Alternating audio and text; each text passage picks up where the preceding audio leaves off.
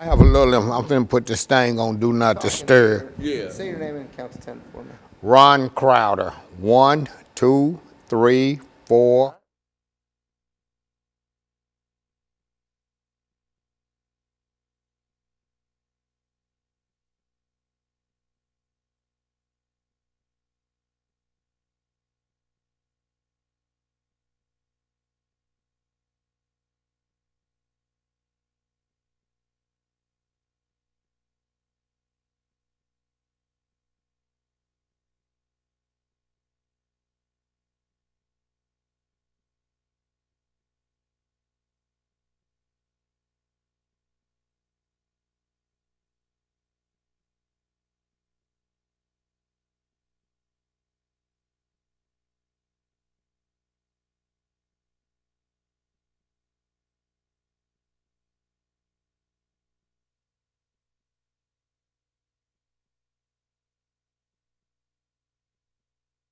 And I had my telephone off on. Okay.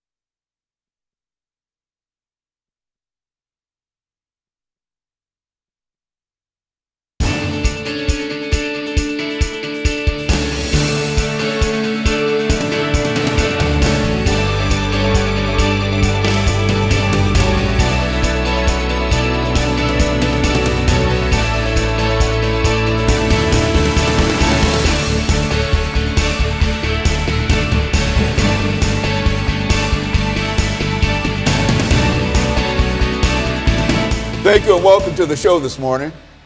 The topic this morning is the status of HIV and AIDS in Nashville. And we're fortunate to have with us to talk about the status of HIV and AIDS in Nashville, a longtime fighter of HIV and AIDS in Nashville, Mr. Ron Crowder. And many of you might recall that Mr. Crowder has been with us not only on many other shows, but he also is the founder of a very, very important anti-HIV AIDS organization called StreetWorks. And Mr. Crowder, let me welcome you to the show this morning and to tell you how delighted we are to have you and to tell you how glad we are to have you in this seat, because it's been quite a number of months since we've had a good HIV AIDS show. And some folks are saying that HIV and AIDS might be disappearing or whatever. So let's talk about first about you and your background, and then by perhaps the second segment we'll get into the status of AIDS. But more than anything, let's talk about Ron Crowder first. Okay, as you said, I'm Ron Crowder. I'm the founder and the CEO of StreetWorks. StreetWorks is a nonprofit agency that's been around for almost 20 years. We started in '97. We have 3 locations in Nashville. 2 of them are located in public housing. The Casey Homes in East Nashville and Tony Sudacum Homes in South Nashville. We do free HIV testing. We do free hepatitis C testing. We provide a multitude of direct support services for people living with HIV and people who are actively using drugs. So we work, and the name comes because we work the streets. We work the streets a lot at night to prevent new infections of HIV and hepatitis C. We work the streets to interact with people who are actively using drugs and to try to do some type of intervention with them. And if necessary, and if whenever they get ready, we help them get into treatment. Mm-hmm. And so, Mr. Crowder, we know you, and as we said, you were one of the first HIV/AIDS persons that we recall being able to talk to about that disease. And you, since that time, not only have you grown the organization, but you've grown your influence throughout this nation in terms of what AIDS is and the status of AIDS. And what we'd like to do today is to have you to give our audience as much information as you possibly can about the status of HIV and AIDS in American society in Nashville. And then we'll dedicate ourselves to that proposition for the rest of the show. Okay. So right now, HIV and AIDS, we can see an end to AIDS now. An end to AIDS is in sight now. There are cities, particularly New York, has a plan called End AIDS by 2020. So they actually have a plan of ending AIDS by 2020. Nashville doesn't have a plan yet, but with all of the new interventions and the new treatments, we can see HIV and AIDS ending. You know. Well, you know what, I think when you first came to us, Mr. Crowder, that was several years ago when this was a real disease and people were having all kinds of problems in reference to it. It's strange that you can now say that within the next 4 years, because I think at one time we thought that this would be something that would be with us forever and ever, but you mean that the technology and the drugs and et cetera have come to such a point that we can talk in a real sense and be serious about saying that 4 or 5 years from now we might see the last person to be afflicted with this disease. Yeah, an end is in sight. I can't say that realistically 5 years is going to be the end of it, but we do know that the end is in sight. That it's not forever, as we thought for at one time. Yes. Right now, HIV is more of a chronic illness than a death sentence as it was. Like, I can't remember the first time I came on your show, but I do know that the first time I came on the show, that was in the 90s. Yeah, HIV was still a death sentence.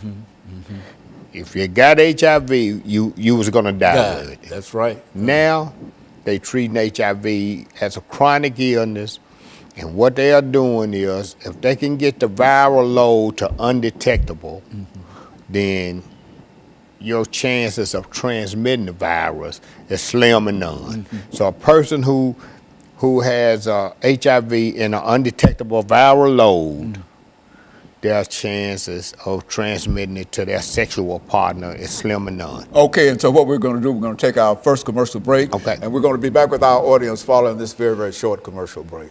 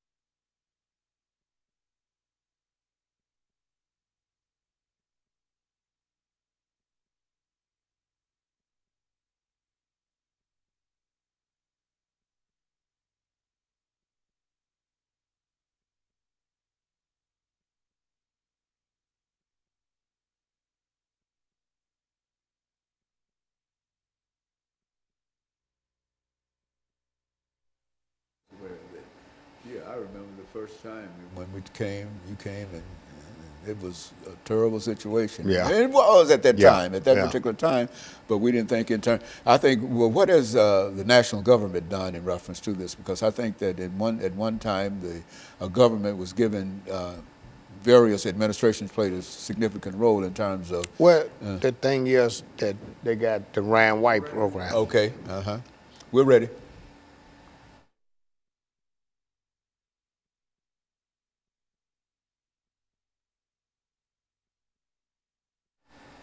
Thank you and welcome back to the second segment of the show for today.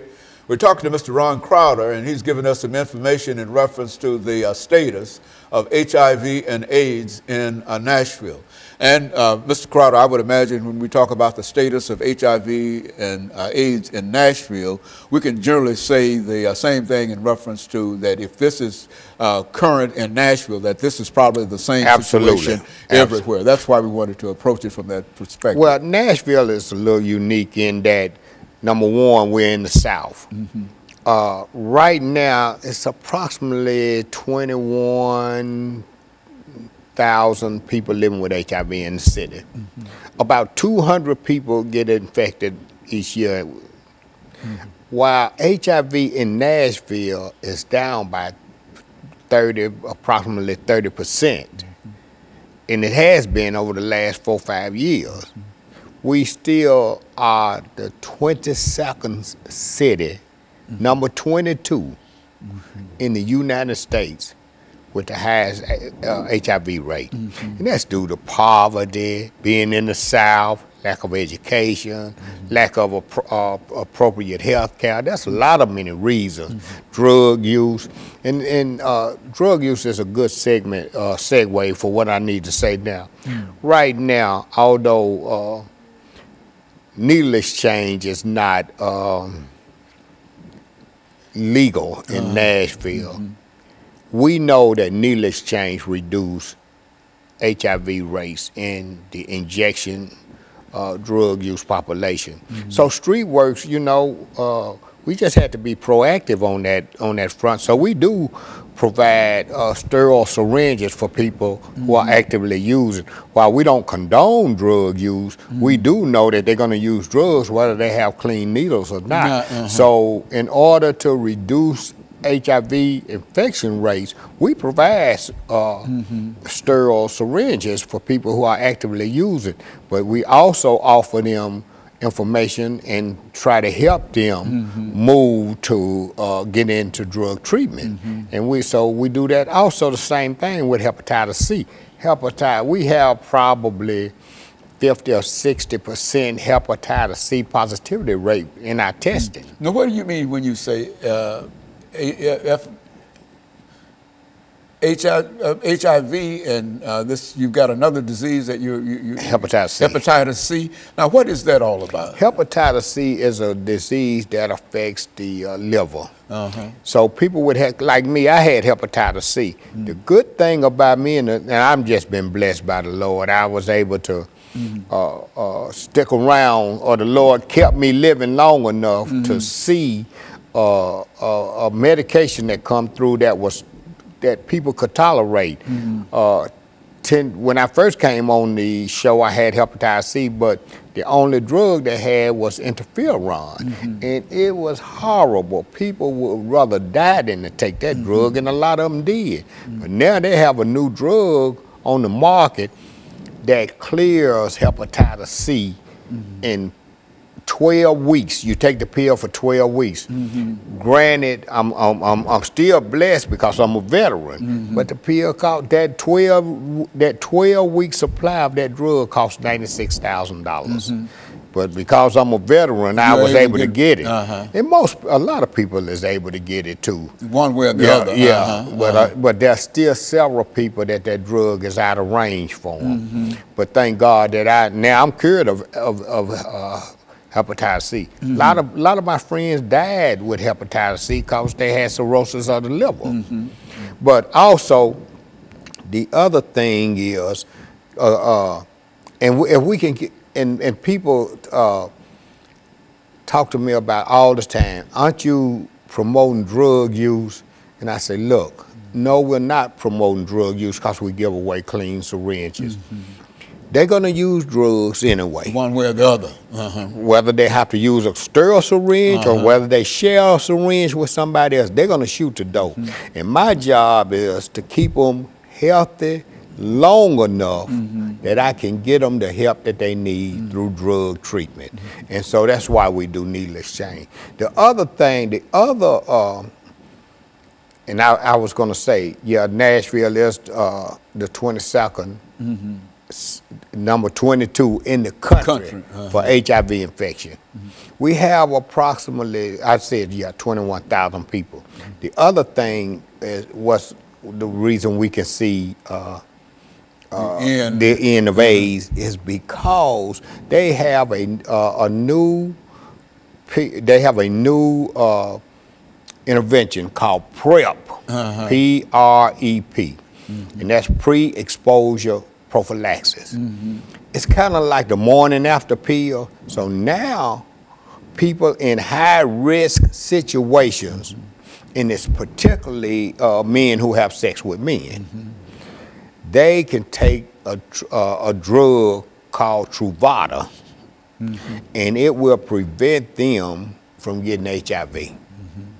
Now, don't get me wrong, I'm not saying, hey, you know, go out and have unprotected sex, or you know, but what I am saying is that undetected viral load with PrEP, that's why we can see it now. Because people with undetectable viral load, which I am a person living with HIV and have been since the 80s, my viral load is undetectable, so the chances of me transmitting HIV to a sexual partner is slim and none. And when I say slim and none, they done studies, and there's been no seroconversion among discordant couples. That means one positive, one negative couple with undetectable viral load.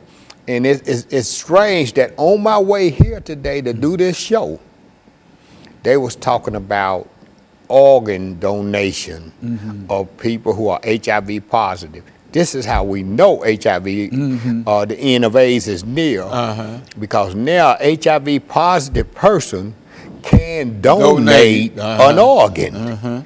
They can, not only can they donate an organ, they are now receiving organ. Before they wouldn't even give the blood. I mean, not the blood, but they wouldn't even give a HIV positive person an organ, because they were like, oh, he got HIV, he's gonna die anyway. Why would we give him an organ? So, man, this is really some exciting times in the HIV/AIDS world. Okay, and so what we're going to do, we're going to take this final commercial break, Brother Crowder.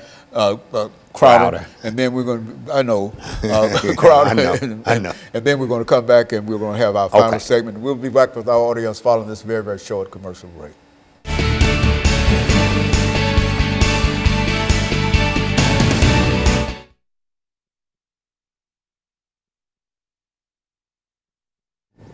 All of the conversations that we had with it, you used to be moaning and groaning in reference to it, and telling people this and whatever, and et cetera. And then you come in and announce today that we're moving toward within the next few years. And, you know, I thought it was an eternal kind of thing. It was. It was then. It was. At that time, sure it was. The only hope was to try to live as long as we could. That's right. But now, Well, Okay.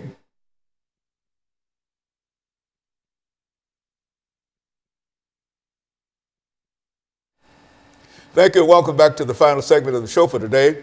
We're talking to Mr. Ron Crowder, and he's given us some information in reference to the status of HIV and AIDS in Nashville. And I think I must say up front, Mr. Crowder, that the information that you have reported today is very, very positive and well hoped for information, because I can remember when you came to me and dealing with the same kind of situation, and it was moaning and groaning, not only in reference to what happened in Nashville, but all over the world in a real sense. And now you're telling us that there's a possibility that we might see the end of AIDS within the next half decade or so. Go on, talk about it. Dr. Haney, you're right. You're absolutely right. We're very optimistic that the end of AIDS will occur within the next 5 to 10 years. We're very optimistic. That's not to say that people still shouldn't take the same precautions as they have taken before. While the optimism is good, there is some things that I'm gonna tell you that's not so good. For example, HIV is still disproportionately affects people of color. People of color who get HIV seem to get sicker quicker, and they die sooner. Now, amongst men who have sex with men, the infection rate is out the roof. I mean, the CDC has given statistics that says 1 in 2, that's 50%, man, of men who have, particularly African American men. This is African American men, young African American men will get it.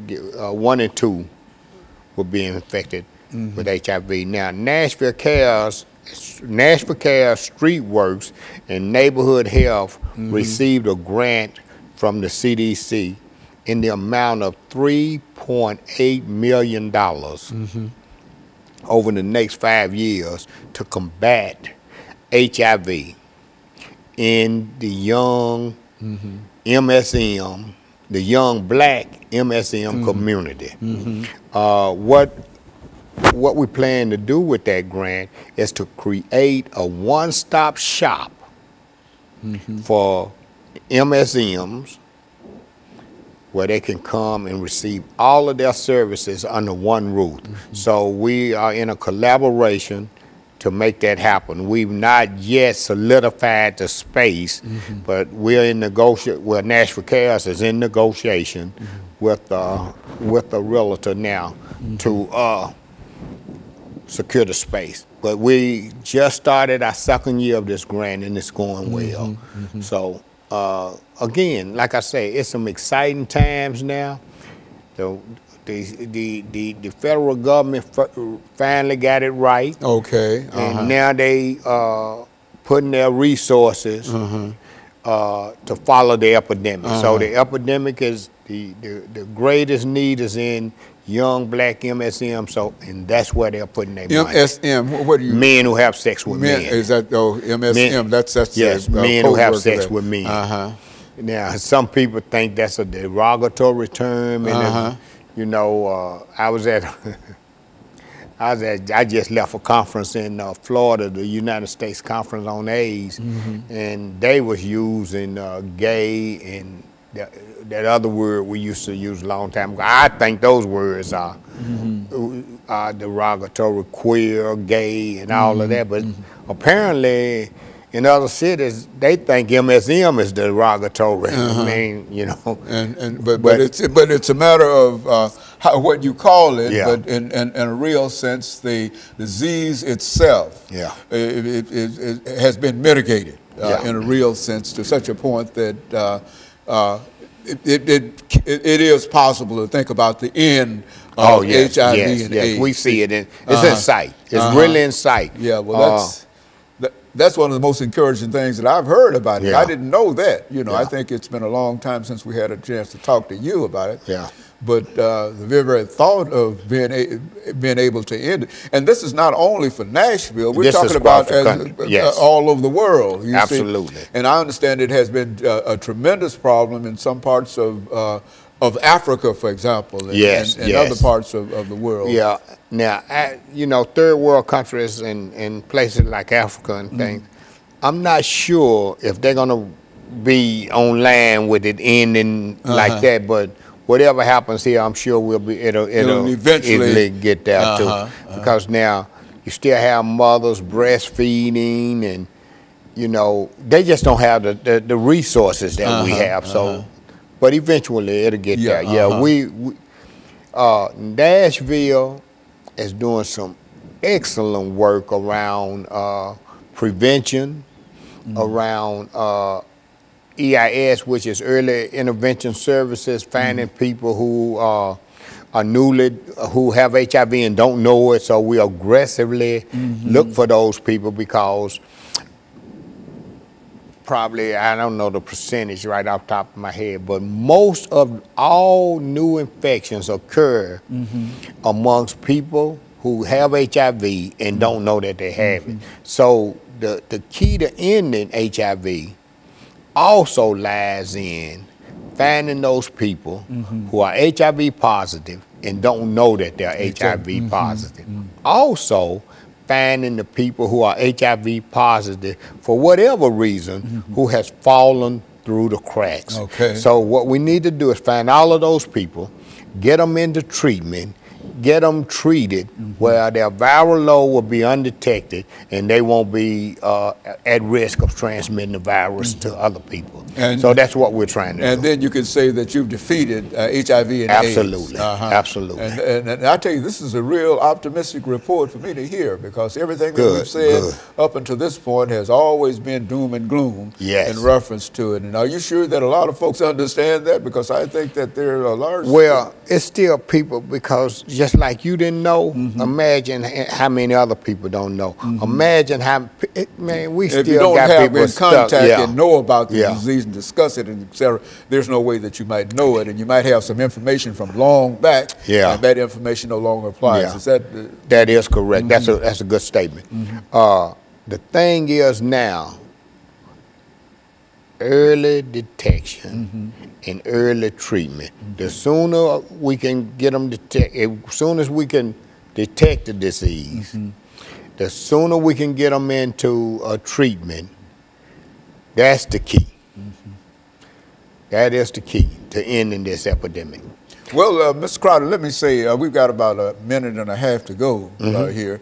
And I can say one thing, that the way you've been working with it and the efforts on the part of your organization, StreetWorks, I think we can say that in Nashville, I'm not sure about what it means in other places, but in Nashville, I think that you played a very significant role in helping to move people toward where we stand now. You and Nashville Cares and a couple of other organizations, Miss Morley's organization and the Women with AIDS and et cetera. And the First Response Center. Okay. Reverend Ed Sanders. Ed Sanders, certainly. And I think that all of you played such an excellent role in terms of not only making us aware of it,